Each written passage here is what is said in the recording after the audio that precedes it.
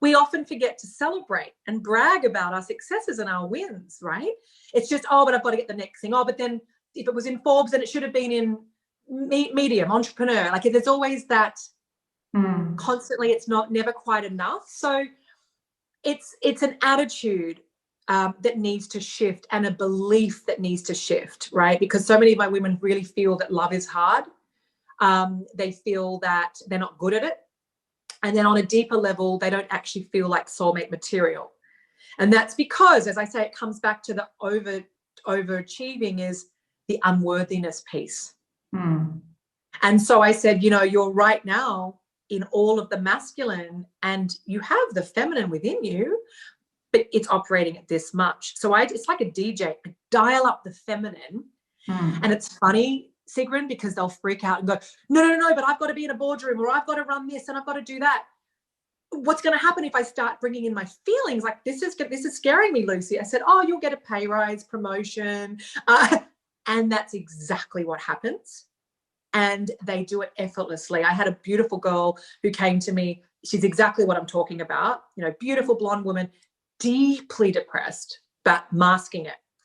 And she said, well, if I could do anything in a year from now, I'd be CEO of my company. Well, she got that.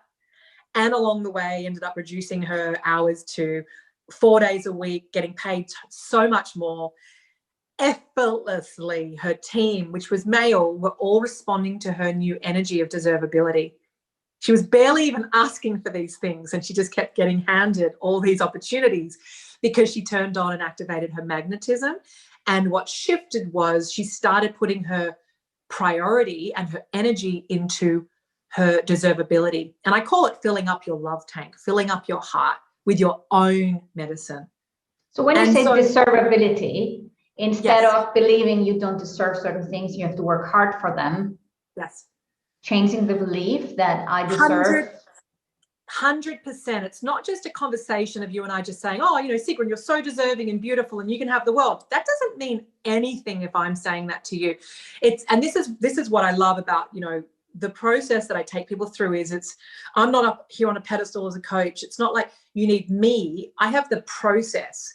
But any one of us, when we're held and supported and really seen, right, like at a real soul level, we can go on and create whatever we want. And so I teach people how to really see themselves, to really love. Like when you look in the mirror, it's not just like, oh, look a bit tired today.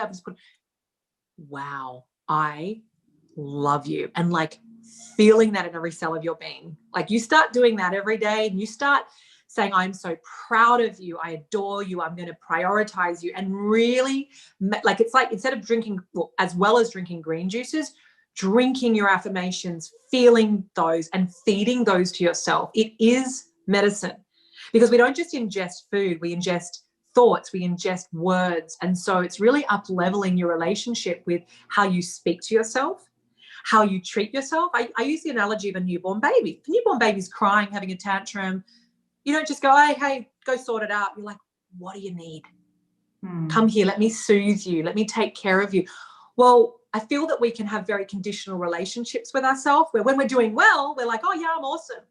But suddenly if we go through a pocket of like not getting what we, wanted or being rejected, we can actually turn on ourselves and then we start to work even harder. But again, it's coming from lack.